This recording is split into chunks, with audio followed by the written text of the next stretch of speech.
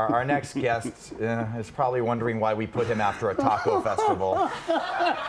Wondering if it's a coincidence. I'm sure, Carlos, I'm sure it was just a mishap, a coincidence. Should I be like every other person in America? I am seriously offended by this. While I'm wearing a Tapatio shirt and the Dia de los Muertos in the back. So, come on.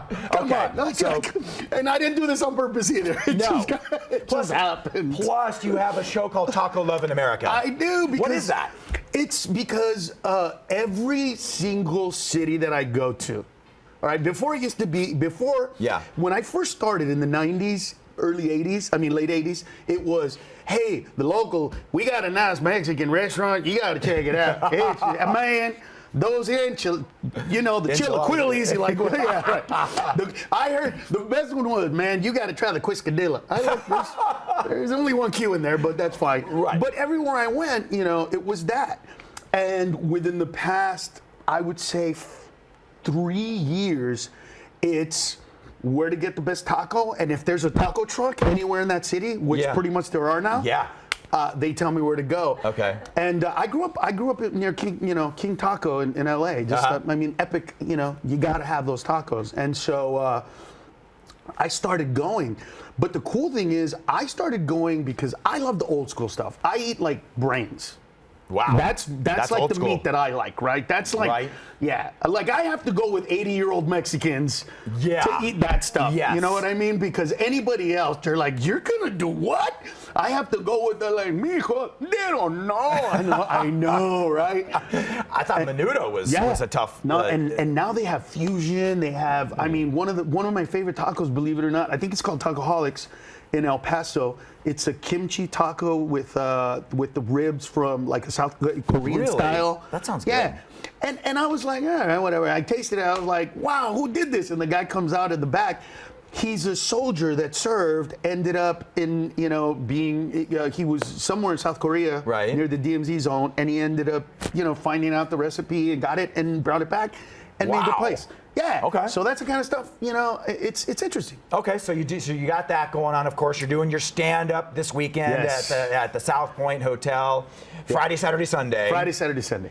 You have to look for my mom. She's an usher over at the showroom. She works there? She works. Her name is Sandy. Oh, oh man. Yeah, so you'll have to say hi to her when you're there. And she wants to work, right? This is like she loves it. She wants to do it. That's her thing. My brother and I make her because we don't want to pay for her. No, that just would kidding. be awesome. Just kidding. That would be because I tried that with my mom. I don't want you to feel like you're alone. Right. But my dad would. If I did that. No, I remember one time my mother said, I still want to, mijo, I've been helping and cleaning and I don't want to stop. And I said, well, look, Mom, if you really want to do that, why don't you just like come and clean my house and I'll pay you so that you feel like you're doing something. Yeah.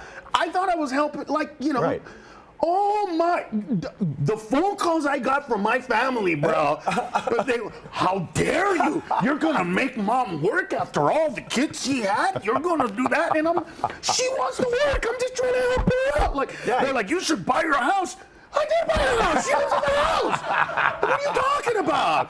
Yeah, they forget all of a sudden. Right, like all of a sudden they forget. They go, you can never go to her house. I'm like, that's my house. I live in the house. What are you talking about?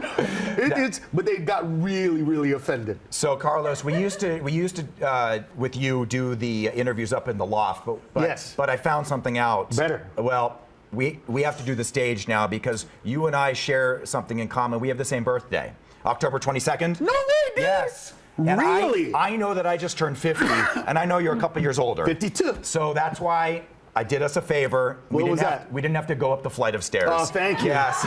Thank you, bro. Listen, it happened to me last year. I had a really tired day, and I was in one of my big trucks, and I stepped off it, and my ankle twisted, and after 3 days of pain, I went to the doctor. I broke 2 metatarsals.